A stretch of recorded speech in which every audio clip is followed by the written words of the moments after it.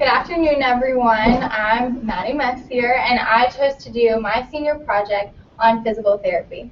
Now, this is because of many personal experiences having to deal with physical therapy from way back when I was 6 and broke my ankle in gymnastics to just this past year tearing my second ACL from soccer.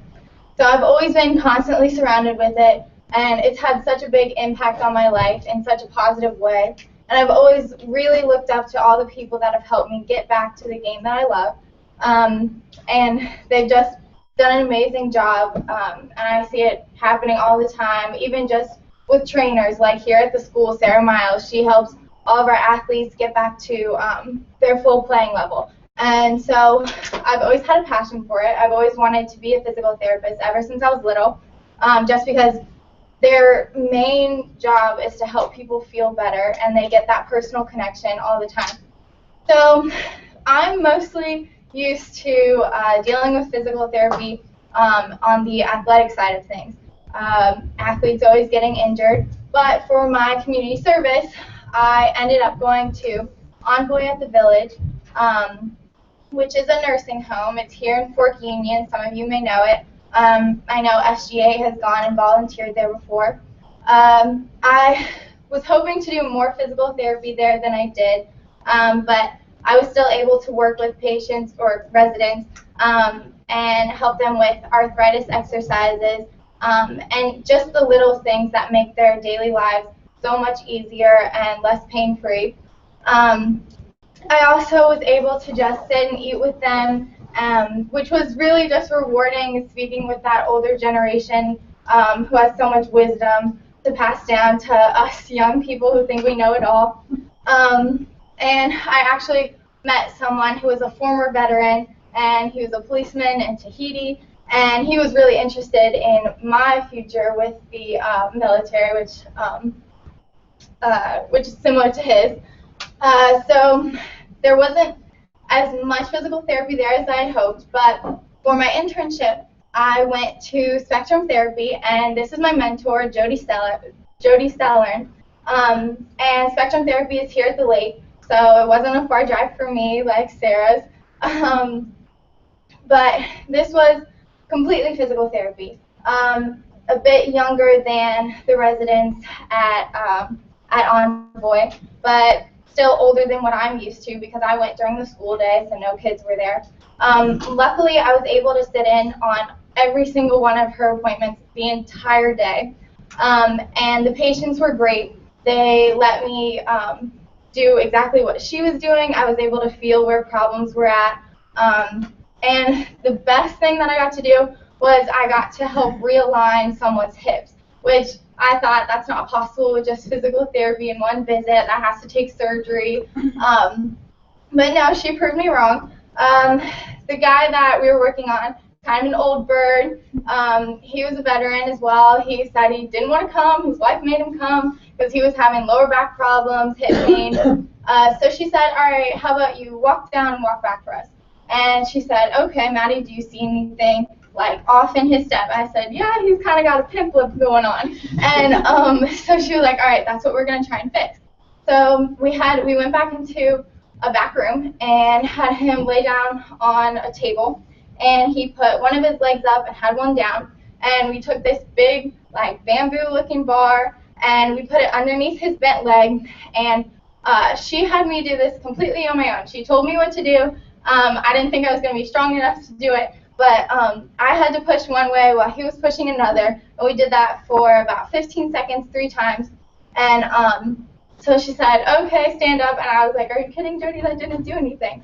And she was like, okay, how do you feel? And he was like, you know, I'm fine, like, whatever. And she was like, okay, walk back and forth for us. And so, lo and behold, pimp lip, no more. And so that was it just amazed me how they have the ability to fix problems that we may not know how to deal with or just sort of learn to live with that can really improve daily life when dealt with.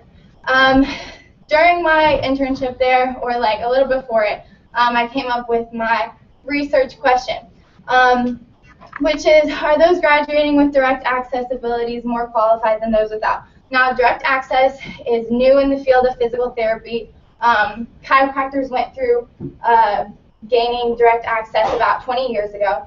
Now physical therapists are going through it. And lucky for me, Jody has a coworker named Russ, and he is actually about the same, they graduated about the same time, so they're both pretty much skilled the same, but he has been going back to school part-time, and by the end of this school year will graduate with the ability to use direct access, and you have to have your doctorate's degree to use direct access. Now, I was really confused on what direct access really was, because my research, it was really confusing for a while, and then I talked to both of them about it throughout my internship, and it was really interesting to see both sides of it, from one person who does not have the ability to have direct access and one who really believes in it. Now I came to the conclusion that having direct access does not make you any more qualified than someone without it. The advantages to it, however, there are very many. You're able to, it helps the patient, it saves the patient money because they are able to go to physical therapists, become diagnosed, and receive treatment for 30 days, which was actually just changed from 14 in the past 2 months, which is a more reasonable time period to be able to treat someone. So you don't have to go to a medical doctor to be diagnosed. You can go straight to a physical therapist. Now, if you don't start to get better, see any results within 30 days, then yes, you do have to go see a medical doctor, be diagnosed again, and then come back for treatment. But with direct access, it makes the whole process smoother, easier, a lot less pain-free. So they really helped me answer my question because throughout all my research, direct access seemed like such a big thing, but it really doesn't make any therapist more qualified than another to actually treat patients.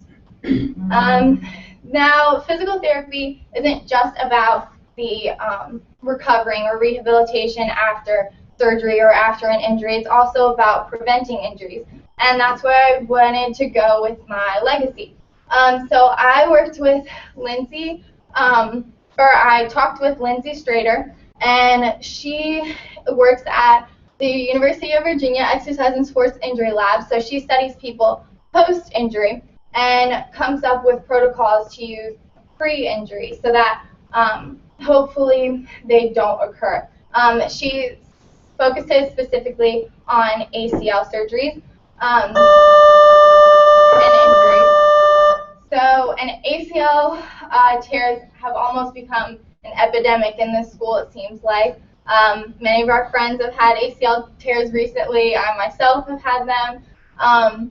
So she is actually willing to come in next semester at the beginning of the year for the sports banquet and speak to the coaches and the players and hand out pamphlets that I'll be helping her put together for ACL protocols that all the teams can do for exercises preseason. So hopefully that will prevent more injuries, and each coach will be able to take that to every team, every incoming team, and hopefully the students or the athletes will make those exercises habit and prevent a lot more injuries from occurring so that physical therapy won't be needed as often.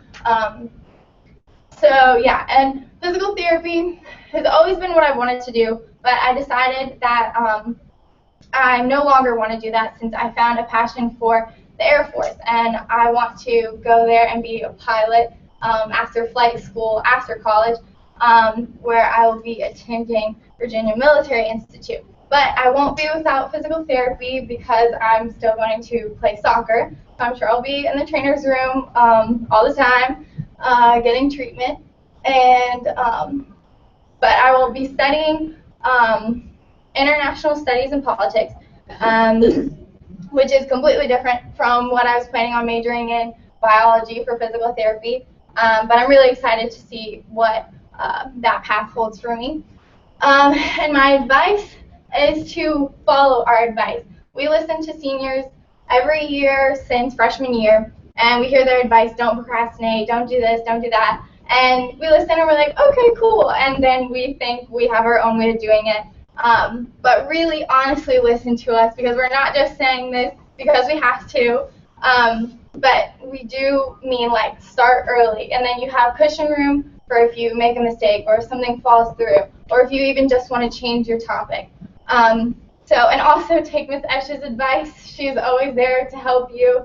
And she's a very motherly figure, so she has advice on many levels. So, yeah, if you do that, you'll be fine. And, yeah, questions?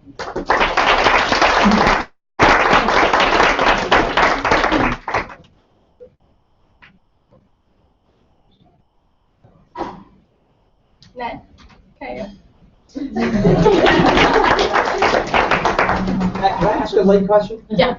That direct access, what is it? What do you actually have to do to qualify as a physical therapist?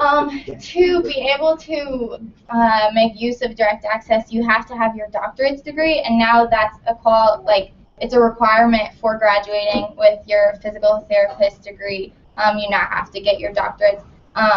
But people that haven't graduated with their doctorates, people have always speculated like they're not as qualified because they don't have their doctorates. But Jody was actually the last class to graduate without her doctorates, and she said the people the year below her, she still stayed in touch with them. They only had to do like one more hour, and of course it depends on the school, but she said it honestly makes no difference. It's just that title.